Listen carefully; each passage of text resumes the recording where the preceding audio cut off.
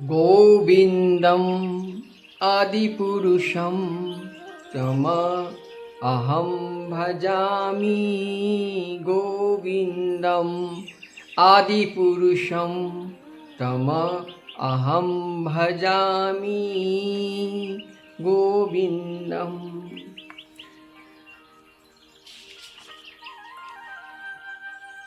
मैं उन भगवान गोविंद की पूजा करता हूँ जो आदि पुरुष हैं और जिनके आदेश से समस्त लोकों का राजा सूर्य और प्रभुत्व शक्ति तथा उष्मा धारण करता है। यह सूर्य भगवान के नेत्र तुल्य हैं और उनकी आज्ञानुसार अपनी कक्षा में तय करता है।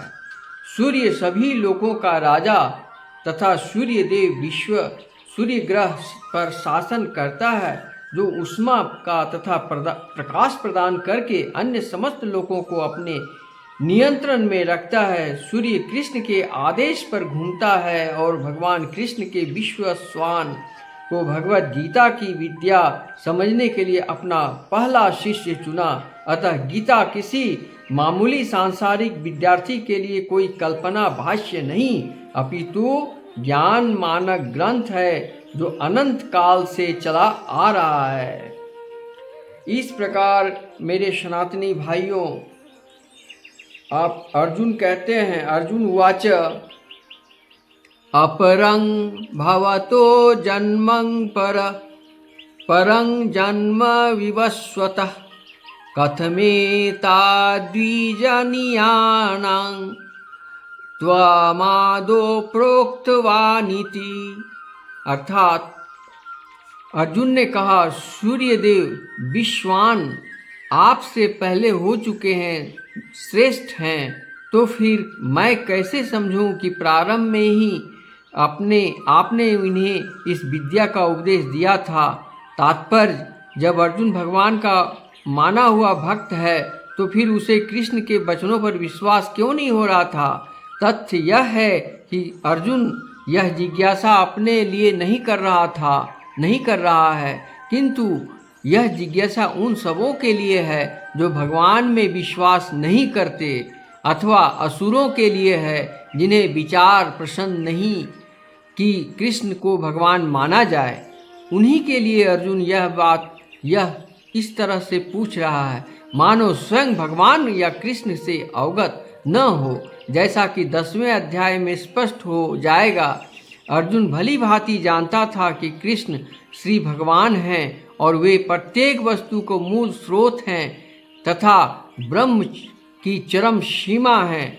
निसंदेह कृष्ण इसी पृथ्वी पर देवकी के पुत्र रूप में भी अवतीर्ण हुए हैं। सामान्य व्यक्ति के लिए यह समझ पाना अत्यंत कठिन है कि कृष्ण किस प्रकार उसी शाश्वत आदि पुरुष श्री भगवान के रूप में बने रहे। अतः स्पष्ट करने के लिए अर्जुन ने कृष्ण से यह पूछा कि जिससे वे भी प्रमाणित रूप से बताएं। कृष्ण परम प्रमाण है, यह तथ्य आज भी नहीं, अंतकाल से सारे विश्व द्वारा स्वीकार किया जाता रहा है। केवल असुर ही इसे अस्वीकार करते रहे हैं। जो भी हो, चूंकि कृष्ण सर्व स्वीकृत परम प्रमाण है, अतः अर्जुन उन्हीं से प्रश्न करता है जिससे कृष्ण स्वयं बताएं, और असुर तथा अनुयायी जिस भांति अपने लिए तोड़ मरोड़ करके उन्हें प्रस्तुत कर रहे हैं, उससे बचा जा सके। यह प्रत्येक व्यक्ति के लिए आवश्यक है कि अपने कल्याण के लिए कृष्णा विद्या को जाने। अतः जब कृष्ण स्वयं अपने विषय में बोल रहे हों तो यह सारे विश्व के लिए शुभ है। कृष्ण द्वारा की गई ऐसी व्याख्याएं असुरों को भले ही विचित्र लगे, क्योंकि वे अपने दृष्टिकोण से कृष्ण का अध्ययन करते हैं, किंतु जो भक्त हैं वो साक्षात कृष्ण द्वारा उच्चारित वचनों का हृदय से स्वागत करते हैं। भक्तगण कृष्ण के ऐसे प्रमाणित वचनों की सदा पूजा करेंगे, क्योंकि वे लोग उनके विषय में अधिकाधिक जानने के लिए उत्सुक रहते हैं।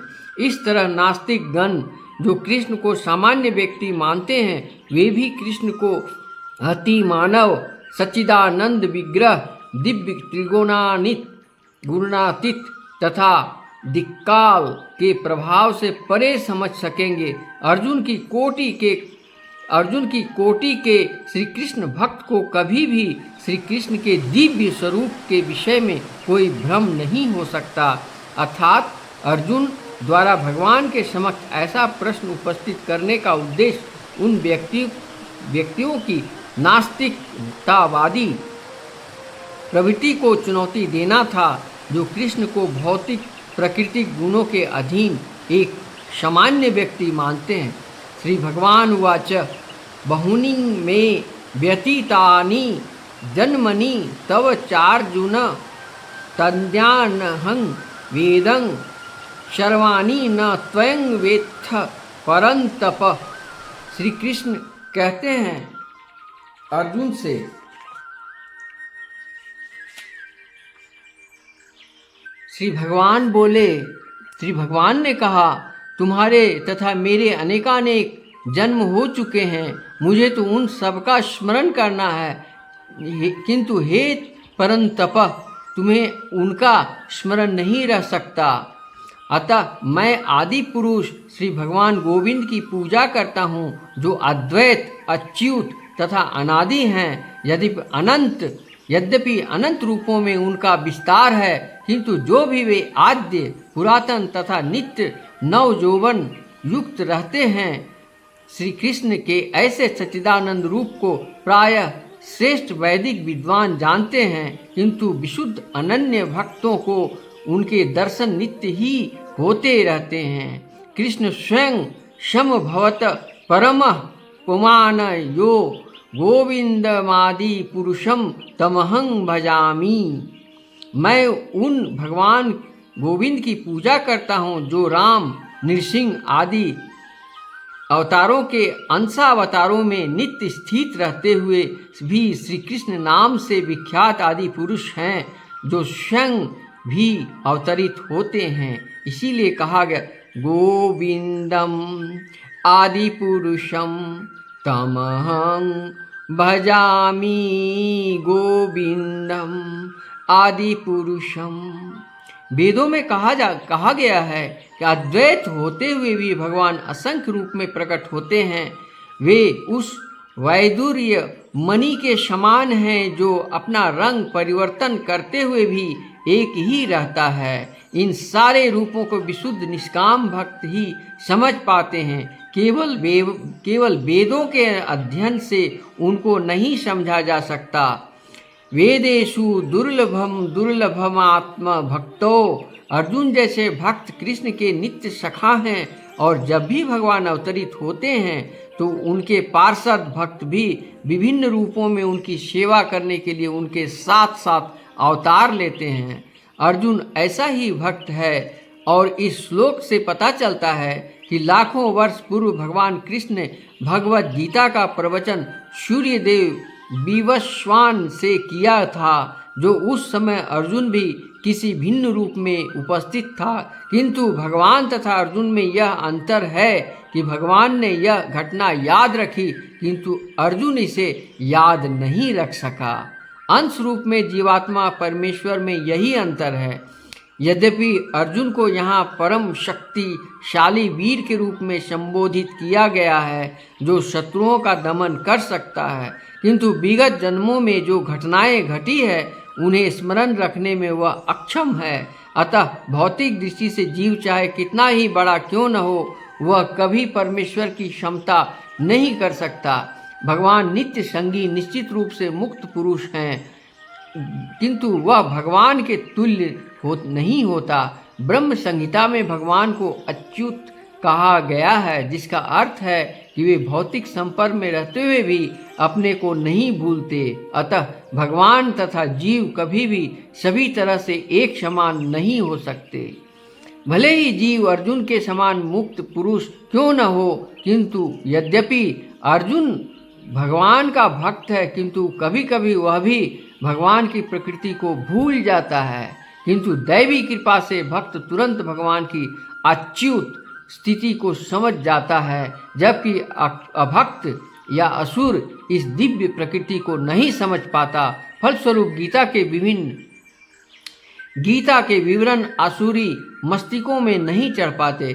कृष्ण को लाखों वर्ष पूर्व संपन्न कार्यों की स्मृति बनी हुई है, किंतु अर्जुन को स्मरण नहीं है। यद्यपि अर्जुन तथा कृष्ण दोनों ही शाश्वत स्वभाव के हैं, यहाँ पर हमें यह भी देखने को मिलता है कि शरीर परिवर्तन के साथ साथ जीवात्मा सब कुछ भूल जाता है, किंतु श्री कृष्ण सब स्मरण रखते हैं, क्योंकि वे अपने सच्चिदानंद शरीर को बदलते नहीं, वे अद्वैत हैं, जिसका अर्थ है उनके शरीर तथा उनकी आत्मा में कोई अंतर नहीं है। उनके संबंधित हर वस्तु आत्मा है, जबकि बुद्धिजीवी अपने शरीर से भिन्न होता है। चूंकि भगवान के शरीर तथा आत्म विभिन्न तथा उनकी स्थिति तब भी सामान्य जीव से भिन्न बनी रहती है जब वे भौतिक स्तर पर अवतार लेते हैं।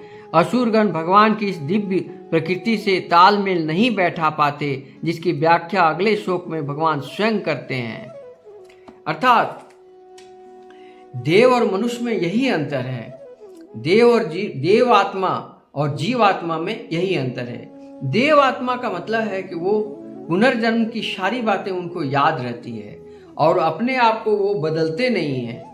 उनकी शरीर भले बदल जाती है, जगह बदल जाते हैं, स्वरूप बदल जाते हैं, लेकिन उनकी यादें, उनकी सभी जो उनकी याददाश्त है वो पूर्ण रूप से कंप्लीट उनको हृदय में निवास करते हैं। लेकिन जीवात्मा जब मर जाती है और दूसरे जन्म में जाती है तो पिछले जन्म वाली कथा वो सब कुछ भूल जाता है। यही जीवात्मा और देवात्मा में अंतर है। श्री कृष्ण में यही अंतर है, अर्जुन में यही अंतर है। अर्जुन बार बार जन्म लिया है मगर वो पुनर्जन्म की बातें भूल जाता है, परंतु श्री कृष्ण कभी भूलते नहीं। और देवात्मा जो होते हैं वो कभी भ्रम में जाते नहीं, क्योंकि उनकी आने वाली जिंदगी जो जिएंगे, जन्म लेंगे, उसके बाद कहाँ जाए वो भी दिखता है, और जो पहले कहाँ थे वो भी दिखता है। यानी किसी से पूछेंगे कि आपका नाम क्या है तो उसको पता ही नहीं, वो कहाँ से आए हैं ये भी पता नहीं और कहाँ जाएंगे ये भी पता नहीं। इसी का नाम जीवात्मा है और भ्रम में जीता है, अंधकार में जीता है। तो इस प्रकार गोविंदम जो आदि पुरुष हैं उनका वर्णन यहाँ किया हूँ, और इससे एक बात की शिक्षा हमें मिलती है गीता के अनुसार कि मैं एक जीवात्मा हूँ, मेरे अंदर सब कुछ वो सब है जो नहीं होना चाहिए। जिस प्रकार मेरे हृदय में अंधकार है, स्वार्थ है और अहंकार, स्वार्थ, लोभ, क्रोध, मोह, माया, इससे ग्रसित हैं हम। इससे मुक्त होने का सबसे साधारण, सबसे सरल उपाय वो क्या है? ज्ञान। ज्ञान को पाने के लिए ध्यान, ध्यान को पाने के लिए एकांत, एकांतवास, भीड़ भाड़ से दूर, सारे लोगों से, मतलबों से दूर, अपने आप में आंख बंद करके जब हम ध्यान करेंगे तो मुझे परम ज्ञान मिलेगा, और परम ज्ञान मिलने से मुझे अच्छे कर्म करने की सुविधा मिलेगी। फिर भी कहा गया है कि बिना गुरु का ज्ञान नहीं होता, इसलिए कोई भी एक अच्छे गुरु का मार्गदर्शन में चलें, उनकी बातों को सुने, उसका अनुसरण करें। वो हमारे परम गुरु भागवत गीता है और भागवत प्रेमी सत्संगी लोग हैं, जिनके सत्संग से हम अपने आप को, जिस प्रकार पारस पत्थर में लोहा सटने से सोना बन जाता है, ठीक उसी प्रकार मैं जो जीवात्मा हूँ, ये सत्संगी महापुरुषों से मिलने से मैं भी कंचन जैसा सोना बन जाऊंगा और कृष्ण भावनामृत को पी सकूंगा और अपने आप को हृदय परिवर्तन कर सकूंगा। ये हमारी उद्देश्य है। हृदय परिवर्तन में दुनिया की सबसे बड़ा सुख क्या होता है? दुनिया की सबसे बड़ा सुख होता है शांति। शांति से बढ़ के कुछ नहीं। तो शांति पाने के लिए क्या चाहिए? संतुष्टि होना चाहिए। जब तक हम संतुष्ट नहीं होंगे, जब तक हम लोभ रहित, क्रोध रहित, मोह रहित, माया रहित नहीं होंगे, स्वार्थ रहित नहीं होंगे, तब तक हम संतुष्ट हो नहीं सकते। और संतुष्ट जब तक नहीं होंगे तब तक भ्रम में रहेंगे और मैं दुख में हर समय परेशान रहेंगे और उनकी ध्यान नहीं कर पाएंगे जो मुझे करना चाहिए। इसलिए सबसे पहला कर्म हमारा ये होना चाहिए कि हम अंतरात्मा को परिवर्तन कर लें, इस आत्मा को शुद्ध रूप से शुद्धिकरण करें। कैसे? दया से, सत्य से, भक्ति से और शुद्धि से इसका स्मरण करें और इसका अध्ययन करें, चिंतन करें, मनन करें, कथा श्रवण करें, हरिनाम संकीर्तन करें। इससे मेरा हृदय परिवर्तन हो जाएगा। अब सवाल आता है कि स्वार्थ रहित होना।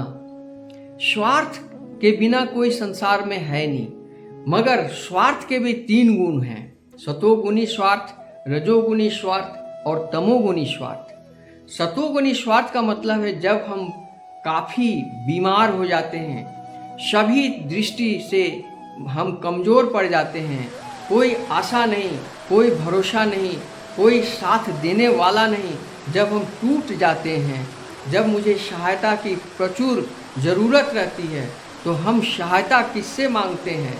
किसके पास जाते हैं? जो सहायता करने वाला नहीं है, जो स्वार्थी लोग हैं, जो कभी हमारी दुख दर्द को समझेंगे नहीं, तो उनके पास न जाकर हम परमात्मा से, अपने श्री कृष्ण से उनको अपनी दुख का उस समय स्वार्थ से पूजा करते हैं।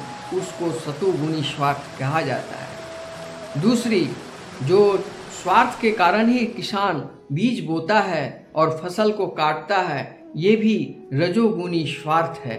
और तमोगुणी स्वार्थ का मतलब है कि बिना कर्म किए, बिना, अगर आप कर्म करने में सक्षम हैं, कोई आवश्यकता नहीं है किसी से कुछ मांगने की, किसी से कुछ लेने की, किसी की सहायता की ज़रूरत आपको नहीं है, फिर भी आप सहायता मांग रहे हैं, फिर भी लोगों से ले रहे हैं, जिसको कहते हैं तामसिक स्वार्थ। और इसी स्वार्थ के कारण भगवान से पूजा भी करते हैं, स्वार्थ के कारण लोगों से बातें करते हैं, स्वार्थ के कारण लोगों से व्यवहार करते हैं, स्वार्थ के अंधे होकर आप चलते हैं। आप कभी भी किसी का परोपकार के बारे में सोचते भी नहीं। दान, धर्म, दया, भक्ति, शुद्धि से लाखों मील दूर हैं आप। आपके हृदय में हर समय स्वार्थ, लोभ, क्रोध, मोह, माया से जकड़े हुए हैं। इस स्वार्थ को तामसिक स्वार्थ कहते हैं। जिस प्रकार श्री रामचंद्र जी जब लंका जाने लगे तो समुद्र पार करना उनके लिए जब संकट हो गया, तब उन्होंने भगवान भोलेनाथ का स्मरण किए, पूजन किए, लिंग स्थापना किए और रामेश्वरम का वहाँ पर शिवलिंग है अभी भी, जो कोई भी जाकर वहाँ दर्शन पा सकते हैं। तो उनका उद्देश्य था कि वो स्वार्थ से ही पूजा किए थे ताकि मैं संकट के समय हम निकल जाएं। तो संकट के समय भगवान को पुकारना ये स्वार्थ नहीं होता। जहाँ आपकी ज़रूरत है, मुझे सहायता की ज़रूरत है, भगवान का आशीर्वाद की ज़रूरत है, भगवान छोड़कर देखेंगे आप जब डॉक्टर के पास इलाज कराने जाते हैं तो डॉक्टर भी बोलता है कि मेरे द्वारा जितना इलाज करना था मैंने तो कर लिया, आगे भगवान की मर्जी। वो भी भगवान पर ही आश्रित हो जाते हैं और भगवान की कृपा से वो कोमा से फिर होश में आ जाता है, और होश में आ गया तो ठीक, अगर नहीं आया तो ख़त्म। दुनिया के लोग सॉरी बोले तो क्षमा हो जाता है, माफ़ी हो जाती है, लेकिन डॉक्टर यदि सॉरी बोल दे तो वो दुनिया से चला जाता है। तो इस प्रकार स्वार्थ की जो भावना है ये हमारे बहुत घातक है। हाँ, स्वार्थ, सात्विक स्वार्थ सही है, जो भी सात्विक स्वार्थ, रजोगुणी स्वार्थ सही है कि बिना स्वार्थ से कोई किसान खेत में बीज नहीं बोता है, खेती गृहस्थी नहीं करता है, लेकिन वो स्वार्थ उसका जायज़ है जो नाजायज़ नहीं है। जब संकट में हम पड़ते हैं, जब हम महाविपद में पड़ जाते हैं, दुख में पड़ जाते हैं, उस समय भगवान को सहारा मांगना, निस्वार्थ भावना से मांगना, ये स्वार्थ नहीं है, ये हमारी ज़रूरत है। और ज़रूरत और इच्छाएं, ये जो इच्छाएं अनंत है, जो ज़रूरत के अनुसार अगर भगवान से हम प्रार्थना करते हैं कि मैं बड़ा संकट में हूँ प्रभु, मुझे उबार दो, तो वो उबारेंगे और देखेंगे जब कभी कोई इंसान विपत्ति में गिरता है तो कोई न कोई उसको उठाने के लिए जरूर आ जाता है, कोई न कोई उसको मदद करता है। यही भगवत गीता का मूल ये है, दृष्टांत है कि वो कोई न कोई रूप से भगवान आपको कष्ट में होने नहीं देते हैं, मगर पुकारो, जो पुकारेगा उसको भी भगवान भला करते हैं। अगर वो पुकार नहीं पा रहा है, ज्ञानता बस, अंधकार बस नहीं पुकार पा रहा है, फिर भी भगवान किसी न किसी रूप से उसकी सहायता अवश्य करते हैं। तो इस प्रकार आज की कथा का स्वार्थ रहित जिंदगी जीने का जो आनंद है, भ्रम से परे जिंदगी जीने का जो आनंद है, आइए उसमें ज्ञापन करें, उसमें हम चिंतन मनन करें, भागवत गीता का अध्ययन करें, हरिनाम संकीर्तन का अध्ययन करें। भागवत और भागवतम, ये जो भागवत कथा सुनना किसी वक्ता के द्वारा वह भी ज्ञान है, और भागवत गीता का जो ग्रंथ है उसको स्मरण करना, उसको चिंतन करना, उसको पढ़ना मनन करना, ये भी ज्ञान है। मगर गीता पढ़ने से समझ में नहीं आएगी, उसके लिए किसी स्पष्ट रूप से दृष्टांत देकर समझाने वाले किसी योग्य वक्ता के द्वारा, किसी गुरु आचार्य के द्वारा ही हम परम ज्ञान को पा सकते हैं। हरे कृष्ण कृष्ण कृष्ण हरे हरे, हरे राम राम राम हरे हरे। अगर आपको ये कथा अच्छी लगी हो तो लाइक सब्सक्राइब करें और कमेंट बॉक्स में जय श्री कृष्णा अवश्य लिखें। राधे राधे।